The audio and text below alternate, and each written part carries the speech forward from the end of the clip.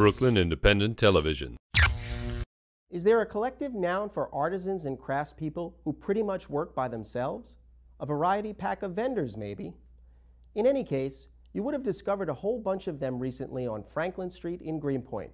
Proof that the smallest of small businesses are finding a home in Brooklyn. If home is where the heart is, then Brooklyn is where the art is.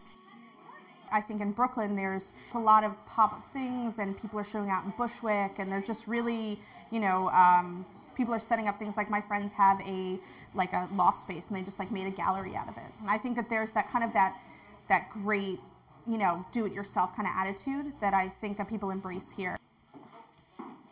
That's the idea behind Homemade Brooklyn, a 3-day pop-up event showcasing all locally made products, everything from crafty jewelry, stationery, and even goodies like cookies and beef jerky. And I thought, okay, well, let's move into a space, set up shop, and see what happens, and try to contact local people. And the concept was really about maybe maybe whoever's here can't afford, a X, Y, and Z amount for, Brooklyn Flea or even something like that. And, those are great organizations. But we thought that, this is something that they don't have to be big. They don't have to have a lot of stock, but maybe they make beef jerky or they make, they make T-shirts or anything like that. So we thought this would be a really good capsule collection, kind of like a Brooklyn General Store.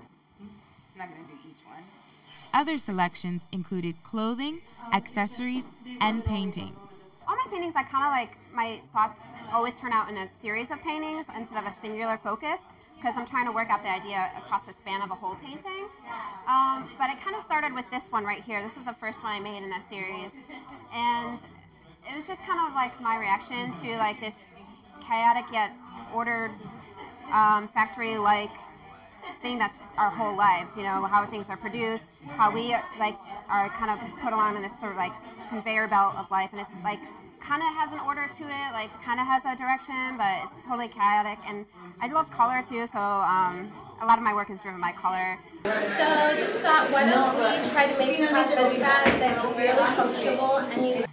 The event, held at Kill Devil Hill, featured a unique collection of artists, designers, chefs, and enthusiasts from around the borough. Event organizers Jessica Goldfawn and Moni Briones wanted to promote the diversity and creativity that is alive in Brooklyn. Even more, the pair wanted to establish a new platform for Brooklyn businesses. I just actually had 2 people that walked into Homemade Brooklyn this afternoon in the early hours of setting up that were local designers. And I was talking to them how Jessica and I, we are independent business owners, and it's just, we get together and we talk about our businesses prospectively and give each other encouragement and advice, and we should all really start to form that kind of more network officially. And people are up for it. I do not think that, even if it's a bigger company, it's about knowing somebody personally and exchanging that information on a personal note, and then that way the exchange of communication just keeps filtering, and then exchange of business tips and how to grow your business also comes with that. In tough economic times, it can be hard to find work. Many people have turned to non-traditional creative talents to make a living, but even that can be challenging. That's why Jessica and Moni say it's so important to support local businesses. The fabrics that we use are from either local artisans that are in Brooklyn or somewhere in the U.S. So everything that So Moni is about is producing and manufacturing in the United States, which is really important to me. The money goes right to the people who put the care and love into their product. That's what's so important. You have a connection with that person. It's quality.